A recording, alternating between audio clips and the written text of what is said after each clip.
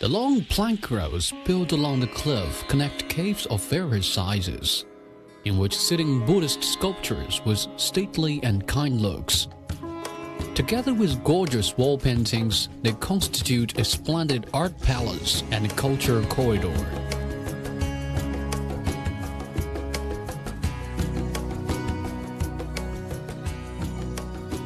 This is Mogao Grottoes, located on the eastern slope of Rattling Sand Mountain, 25 kilometers away from Dunhuang in Gansu Province. It's the world's existing largest, most comprehensive and integrated treasure house of Buddhist art.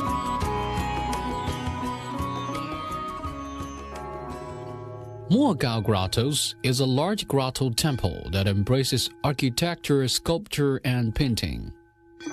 The 33-meter-tall wood structure Jiuceng Lou, or 9th-floor building, is a trophy architecture.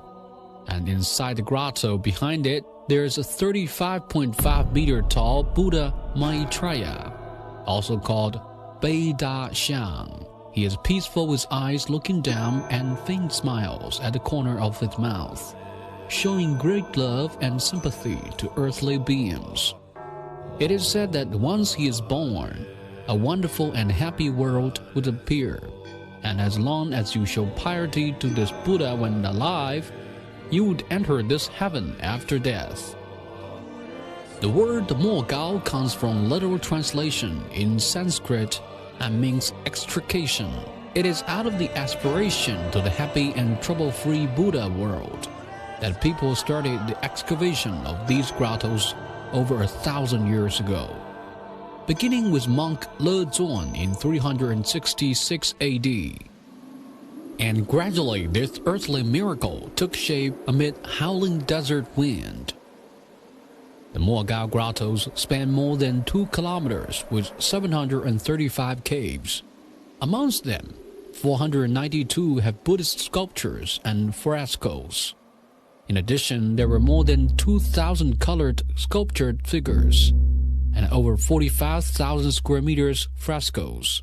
If these wall paintings were connected with a height of 2 meters, it would extend as long as 25 kilometers, the world's longest gallery. The word Dunhuang in Chinese means magnificent and prosperous. It is positioned in the crossroads of the ancient Silk Road, a famous trade port and international market. Since ambassadors, envoys, monks, and merchants all had to wait for their pass in this place, Dunhuang gradually developed into a center for political, economic, and cultural exchange between the East and the West. Ji Xianlin, the famous Chinese scholar, once said, "There were 2 important meeting places for the 4 most influential civilizations, namely Chinese, Indian, Greek, and Islamic civilization in the world. One of them is Xiyu, or Xinjiang as it is called nowadays, and the other one is Dunhuang." In number 285 grotto, excavated in 538 AD, in addition to all kinds of Buddhist images, there are also gods from India and Greek such as Diana and Apollo, as well as Chinese Taoist images. As a great storehouse for Buddhist art, Mogao also demonstrates the fusion and merging of various civilizations from around the world. It is a consistent absorption and development of foreign cultures that gives Dunhuang such long-lasting life and vigor. As a carrier of Buddha images and frescoes, grottos are 3-dimensional architectures in their own right. The largest grotto in Mogao is close to 300 square meters in area and 13 meters wide, while the smallest one is too small to accommodate a single person. Construction styles of grottos also vary. Usually caves built in early periods have a pillar in front, and statues are put inside a niche carved out of the pillar. Such grottos are called Central Pillar Grotto. Sui Tang Dynasty witnessed Mogao's heyday, caves built in this period are quite large, usually 20 to 30 meters deep. In most caves, the frontal wall is carved with a big niche, or a tall Buddhist altar is built in the middle on which sit large grand figures. The ceiling of these grottos is also decorated with very exquisite patterns. Such grottos are called temple grotto or Buddhist altar grotto. Besides, there are huge statue grotto for giant Buddha images, and a meditation grotto for monks to meditate. Grottos of later periods are mostly reconstructed or repainted caves. Due to the innumerable Buddha images and statues, one of the alternative names for the Mogao Grottoes is the Thousand Buddha Caves. The Buddha images in these caves vary greatly in size. The Nirvana image of the sleeping Shakyamuni in number 158 grotto is as tall as 16 meters. His face shows neither sadness nor happiness, an indication of living in an eternal world free from aging and dying. The 26-meter tall Buddha in number 130 grotto is a clay sculpture with stone inside. Claimed to be the most exquisite Oriental indoor Buddha, its left hand looks soft and natural, with true-to-life clotheslines, giving this stately Buddha an elegant and beautiful aura. Because of the soft rock nature in Mogao, which makes sculpting almost impossible, most of the Buddha images here are clay sculptures with wood inside. Creators used the wood to create the main structure and wrap it with wheat, rice stalks, and then paste it with specially made clay, on which they would carve and paint to create the final images. Although the over 2,000 statues in Mogao are Buddha images, they also reflect secular life.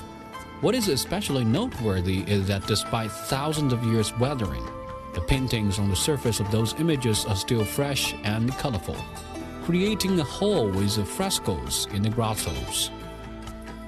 Traces of Indian art styles can still be found in early period clay sculptures as reflected in big torso. But with the passage of time, these sculptures are more like Chinese as the style moved forward, as the style moved toward extravagance and elegance, and it reached the artistic zenith in Tang Dynasty. The 7 statues in number 45 grotto is widely recognized as the queen of the top in sculpting. The Shakyamuni in the center is stately and kind, which his 2 disciples Kasyapa and Ananda on the 2 sides are very vivid.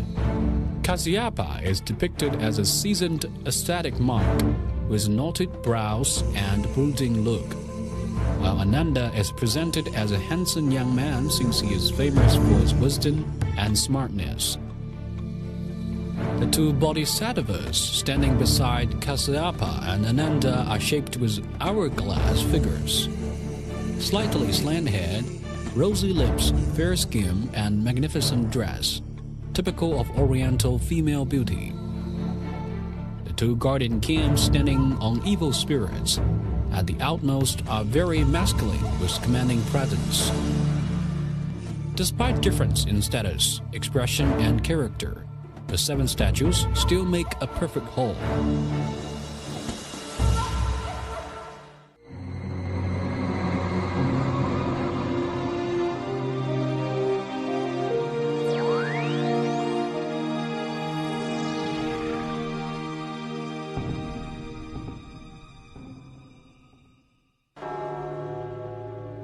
The most splendid pictures of Mogao are frescoes inside grottos, and they are of tremendous artistic and cultural value. In particular, the murals created during the peak era of the Tang Dynasty. The most common themes in Mogao are Buddha, Bodhisattva, and the guardian kings worshipped by people. But even with the same thing, the expression is never repeated. This is so-called one Buddha, 1,000 faces, indicating highly flexible freedom of creation and superior techniques of the painters. Such richness in creation makes Mogao the most revered art house. Number 57 grotto is lauded by experts as a beauty grotto, and the bodhisattva in the picture Shuo Fa Tu is praised as a beauty bodhisattva as reflected in her willow leaf eyebrows, straight nose, rosy lips, fair skin color, exquisite decoration, and elegant figure. The shyness and charm written on her face makes her like a young girl in her blooming age. There are also lots of Buddhist story paintings in Mogao, under the brushes of painters who created series of stories from Buddhist statues. The land of ultimate bliss seems to be within one step's distance. Derived from Hindu mythology, an apsara is a celestial fairy in a comparatively low class. Thanks to Dunhuang painters, they take on a new life, dancing with slim figure and flying streams. They are so lively as if they were flying elves in the sky rather than stationary paintings on the wall.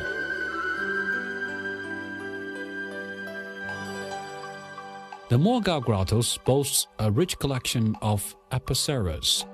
The total number of apsara in all 275 caves is more than 4,500. And the most vivid and vigorous images in Dunhuang art, hence the symbol of Dunhuang art.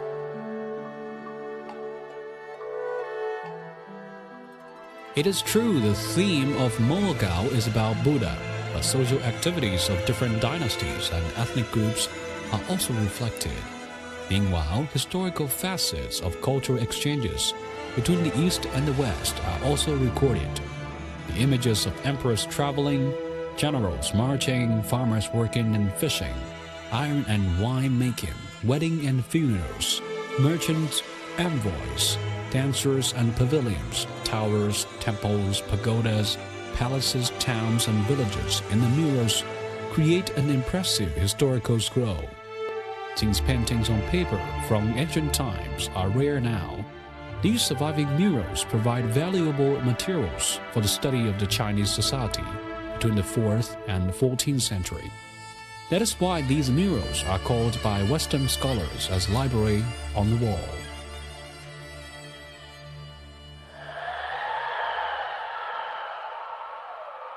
After the 16th century BC, Dunhuang went downhill with the decline of the Silk Road. However, thanks to dry climate and small population in the desert, the colored sculptures and frescoes are well preserved. Meanwhile, hundreds of years of wind and sand almost buried the once popular grottos, and Mogao was gradually forgotten by the public.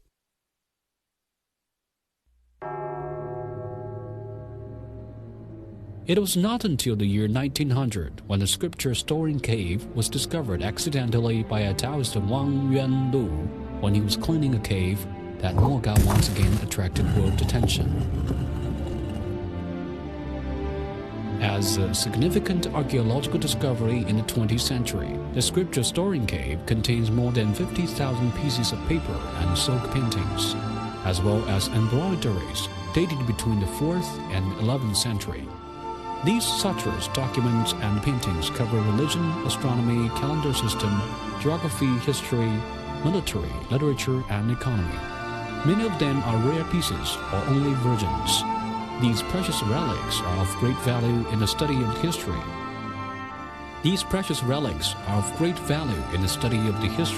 and cultures in China and in Central Asia. Thus a new discipline, Dunhuang Studies, focusing on texts found in the scripture storing cave and Dunhuang Grotto arts, is created.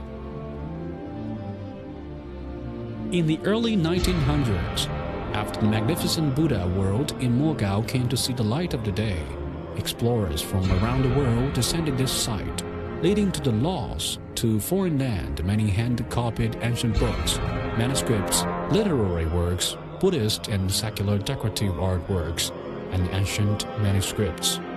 It is a huge damage to the integrity of Mogao relics and art. Nowadays, many of those precious articles can be found in more than 40 museums and organizations in 12 countries throughout the world. Desert, wither alive, but hopefully Mogao, an art treasure house, and a palace of civilization of humanity could survive and thrive in the desert.